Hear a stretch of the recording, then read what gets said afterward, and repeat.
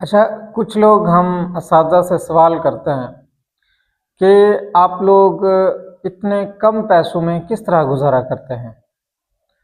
یہ genuine question ہے، ہر بندے کے دل میں، ہر بندے کے دماغ میں یہ کوشچن آتا ہے کہ ایک استاد جو ہے اتنی کم تنخواہ میں کس طرح سے گزارا کرتا ہے۔ آپ کو پتہ ہے ایک استاد قوم کا معمار ہوتا ہے۔ ایک استاد جب سے اپنے ٹیچنگ سٹارٹ کرتا ہے تب سے لے کر آخری دم تک وہ کوئی فیکٹریز، گاڑیاں، یہ چیزیں نہیں بنا سکتا، اور اس میں سب سے بڑی اہم ترین چیز یہ ہوتی ہے کہ ایک استاد برداشت کرنا سیکھ جاتا ہے۔ وہ اس معاشرے کے لوگوں کو، اس معاشرے کے جو پیرنٹس ہوتے ہیں، والدین ہوتے ہیں، ان کو، اور خاص طور پر یہ آج کی جو جنریشن ہے، اس کو برداشت کرنا جس استاد نے سیکھ لیا نا، ٹھیک ہے، تو وہ بھوک بھی برداشت کر سکتا ہے، وہ غربت بھی برداشت کر سکتا ہے، وہ بیماریاں بھی برداشت کر سکتا ہے، حتیٰ کہ وہ غربت میں مرنا بھی برداشت کر سکتا ہے۔ لیکن اس سوال سے اہم یہ ہے کہ کیا استاد ہمیشہ ایسا رہے گا؟ کیا استاد نے ہمیشہ یہ کوئی تنخواہ کو چھوڑیے، بس اتنا ذرا اس چیز کے اوپر ڈسکس کر لیتے کہ کیا استاد نے صرف ہمیشہ کھانا پینا، صبح کی، شام کی، دوپہر کی صرف روٹی کھانی ہے؟ کیا استاد نے وہی ایک بائک جو جب سے ٹیچنگ سٹارٹ کی تب سے لے کر آخر تک ہمیشہ اس نے وہی بائک چلانی ہے؟ کیا استاد نے اپنے بچوں کو بھی منہ جیسے باندھ کے کھلاتے ہیں، کیا ویسے کرنا ہے؟ تو میرے مطابق نہیں، بالکل بھی نہیں ایسا ہونا چاہیے۔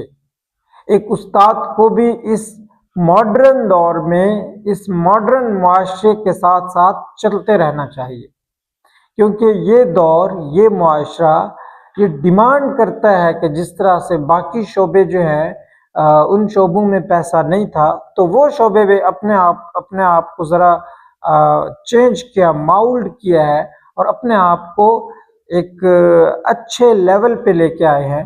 تو میں چاہتا ہوں اور وقت چاہتا ہے کہ آپ استاد جتنے بھی ہیں وہ بھی اپنے آپ کو ذرا چینج کریں۔ ہم آتے ہیں ذرا استاد اپنے آپ کو کس طرح چینج کرے۔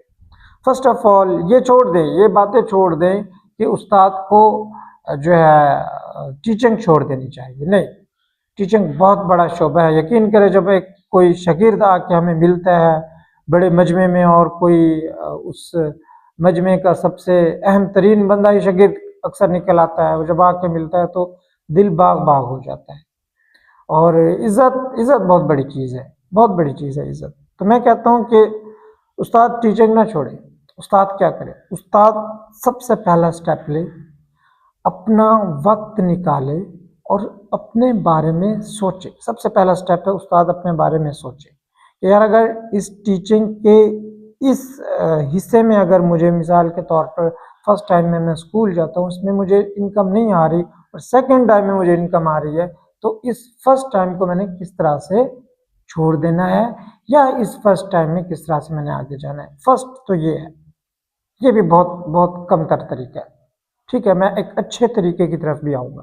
سیکنڈ، استاد کو چاہیے کہ استاد اپنا ہی ادارہ کھولے، اور پھر وہ بھی اپنا ادارہ جب اس کا گرو کر جائے، وہ بھی اپنے پچھلے دور کو سوچے کہ میں کس طرح سے میرے گزر اوقات ہوتے تھے، میں کس طرح سے کماتا تھا، اور کس طرح سے جو مجھے مسائل ہوتے تھے، میں جو اپنا سٹاف ہے اس کو اس چیز سے دور رکھوں۔ یہ ایک اجتماعی کوشش ہوگی جس سے تمام اساتذہ جو ہے، آپ خود بھی ایک استاد کے طور پر ترقی کریں گے، اور باقی اساتذہ بھی انشاءاللہ آپ کے ساتھ ترقی کریں گے۔